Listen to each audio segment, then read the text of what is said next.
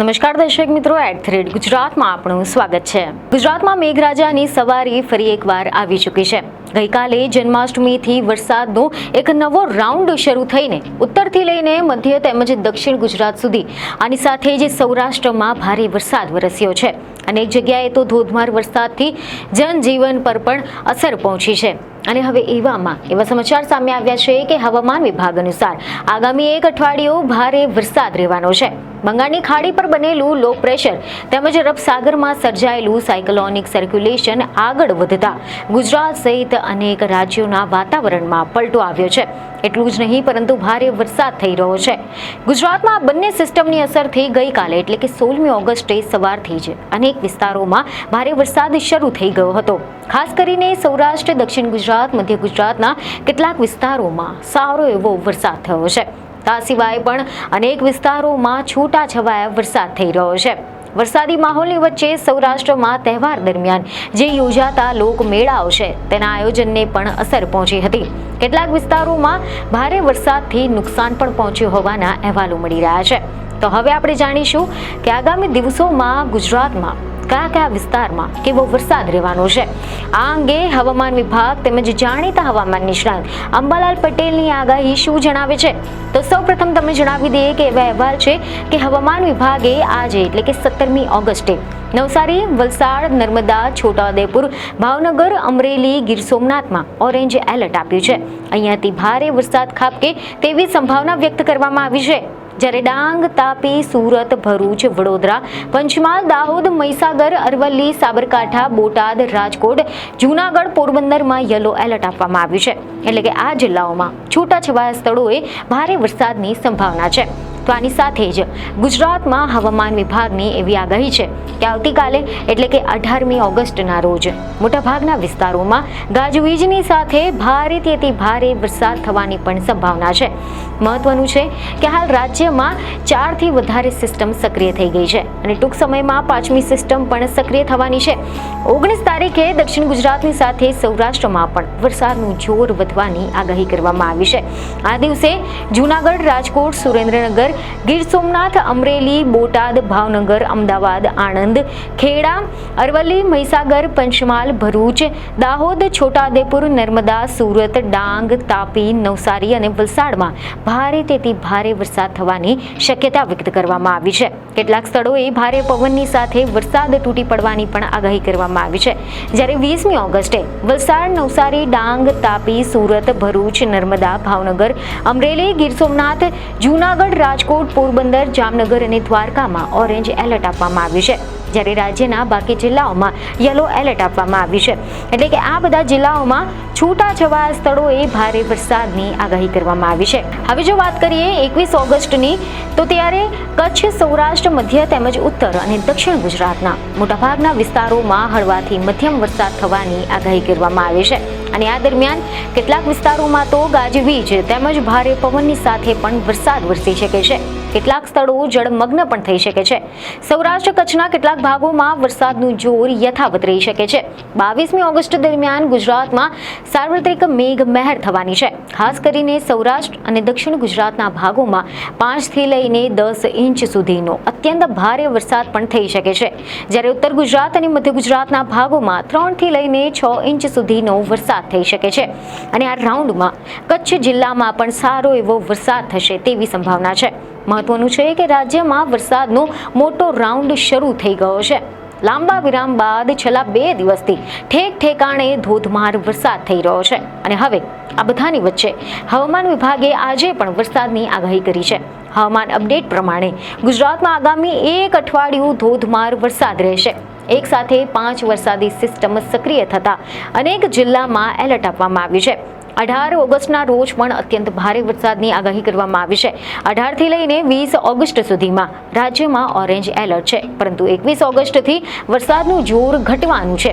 માછીમારોને પણ 18થી લઈને 20 ઓગસ્ટ સુધી દરિયો ન ખેડવાની સૂચના આપવામાં આવી છે।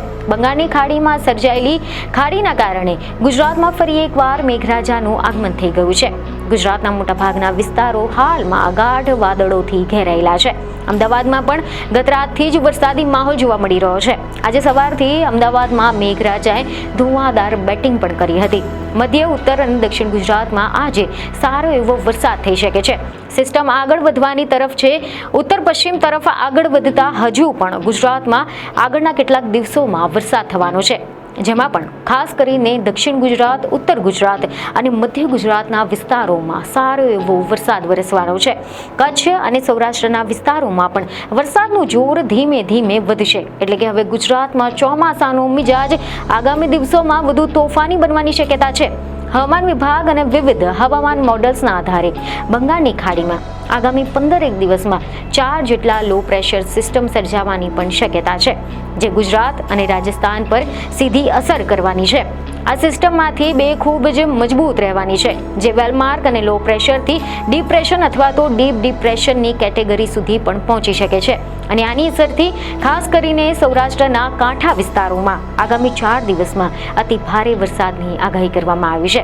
તો બીજી તરફ હવે જો આપણે વાત કરીએ ગુજરાતના જાણીતા હવામાન નિષ્ણાંત અંબાલાલ પટેલની, તેવા અહેવાલ છે કે ગુજરાતના જાણીતા હવામાન નિષ્ણાંત અંબાલાલ પટેલની એવી આગાહી છે કે 15 દિવસનો વરસાદ ખેડૂતો માટે હવે સોના સમાન છે. જો કે તેમને ચેતવણી પણ આપી છે કે 29 થી લઈને 31 ઓગસ્ટનો વરસાદ પાક માટે સારો નહીં હોય.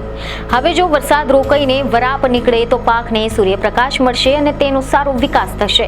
અંબાલાલ પટેલે એક મહત્વની ચેતવણી પણ આપી છે. તેમના મતે આગામી 15 દિવસ સુધી વરસાદ પાક માટે સોના સમાન છે, પરંતુ 29 થી લઈને 31 ઓગસ્ટ સુધી પડનારો જે વરસાદ છે તે ખેતી માટે સારો નથી. આ દિવસ દરમિયાન પડનારો વરસાદ પાકને નુકસાન કરી શકે છે. આથી ખેડૂતોએ આ સમયગાળા દરમિયાન ખાસ સાવચેતી રાખવાની જરૂર છે. તો બીજી તરફ હવે જો આપણે વાત કરીએ દેશના હવામાનની, તેવા રિપોર્ટ મળી રહ્યા છે કે દેશભરમાં દક્ષિણ પશ્ચિમ ચોમાસું સક્રિય છે. આના કારણે ગંગા, યમુના, કોસી અને ઘાઘરા ચારેય નદીઓ ભયજનક સપાટીથી ઉપર વહી રહી છે. પૂર અને ભૂસ્ખલનના કારણે ઘણા બધા વિસ્તારોમાં જનજીવન પ્રભાવિત થયું છે. અને આવામાં ભારતીય હવામાન વિભાગ દ્વારા આગામી 6 દિવસ માટે એટલે કે 22 ઓગસ્ટ સુધી રાજધાની દિલ્હી સહિત દેશભરમાં ભારે વરસાદની આગાહી કરી છે. હવામાન વિભાગે 17 થી લઈને 22 ઓગસ્ટ દરમિયાન દિલ્હી NCRમાં વાવાઝોડાની સાથે હળવાથી મધ્યમ વરસાદની આગાહી કરી છે. પરંતુ ભેજના કારણે આ ભેજ વધી શકે છે અને દક્ષિણ છત્તીસગઢ અને આસપાસના વિસ્તારોમાં એક નીચા દબાણનો વિસ્તાર રહી શકે છે, જે પશ્ચિમ ઉત્તર પશ્ચિમ તરફ આગળ વધવાની શક્યતા છે અને ધીમે ધીમે તે નબળો પડી જશે અને 18 ઓગસ્ટથી સવારે ચક્રવાતી પવનોના રૂપમાં ગુજરાત પહોંચશે. 18 ઓગસ્ટથી આસપાસ ઓડિશાના કિનારે ઉત્તર પશ્ચિમ બંગાળની ખાડી પર એક નવો જ નીચા દબાણનો વિસ્તાર બની શકે છે અને આના કારણે પૂર્વ અને મધ્ય ભારતમાં વરસાદ ચાલુ રહેવાની પણ શક્યતા છે. Upper air cyclonic circulation Jammu અને કાશ્મીર અને તેની આસપાસના વિસ્તારો, ઉત્તર પૂર્વ અરબી સમુદ્ર અને તેની આસપાસના દક્ષિણ ગુજરાત, કોંકણ તેમજ ગોવા, આના સાથે જ દક્ષિણ છત્તીસગઢ અને ઉત્તર પૂર્વીય અરબી સમુદ્ર પર છે. અને આગામી 6 દિવસ દરમિયાન ગોવા, મુંબઈ, આની સાથે જ સમગ્ર મહારાષ્ટ્ર અને ગુજરાત રાજ્યમાં પણ ભારેથી અતિ ભારે વરસાદની સંભાવના છે. 17 થી 19 ઓગસ્ટ દરમિયાન કોંકણ અને ગોવા તેમજ મધ્યપ્રદેશના ઘાટ વિસ્તારોમાં ખૂબ જ ભારે વરસાદની સંભાવના છે. 18 થી લઈને 20 ઓગસ્ટ દરમિયાન ગુજરાતમાં, 19 અને 20 ઓગસ્ટે સૌરાષ્ટ્રમાં, 17 ઓગસ્ટે તેલંગાણામાં, 18 અને 19 ઓગસ્ટે દરિયાકાંઠાના કર્ણાટકમાં, 18 ઓગસ્ટે દક્ષિણ આંતરિક કર્ણાટકમાં ભારેથી ભારે વરસાદ થવાની પણ સંભાવના છે. અને આગામી 4 થી 5 દિવસ દરમિયાન ભારતમાં ભારેથી ભારે વરસાદ થઈ શકે છે. મધ્ય મહારાષ્ટ્રના ઘાટ વિસ્તારમાં 17 થી લઈને 19 ઓગસ્ટ દરમિયાન, ગુજરાતમાં 18 થી 20 ઓગસ્ટ સુધીમાં, સૌરાષ્ટ્રમાં 19 અને 20 ઓગસ્ટ દરમિયાન, આની સાથે જ મરાઠાવાડમાં 17 થી 19 ઓગસ્ટ દરમિયાન વરસાદ થઈ શકે છે. 20 ઓગસ્ટ સુધીમાં આ વિસ્તારોમાં 40 થી 50 કિલોમીટર પ્રતિ કલાકની ઝડપે પવન ફૂંકાશે.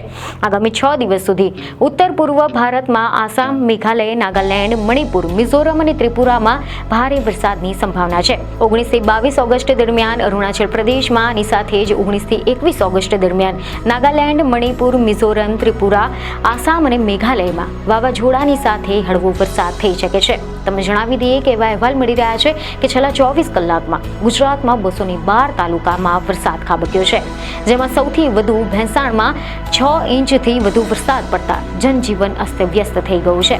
આજે પણ વરસાદનું જોર વધી શકે છે અને એટલું જ નહીં, હવામાનના કેટલાક મોડલ પણ આગામી દિવસોમાં ભારે વરસાદની શક્યતા વ્યક્ત કરી રહ્યા છે અને આ સિસ્ટમ બાદ એક બીજી સિસ્ટમ પણ જનરેટ થઈ શકે છે, જેથી ગુજરાતમાં ઓગસ્ટના અંત સુધીમાં લગભગ એવો સારો વરસાદ રહેવાનો છે.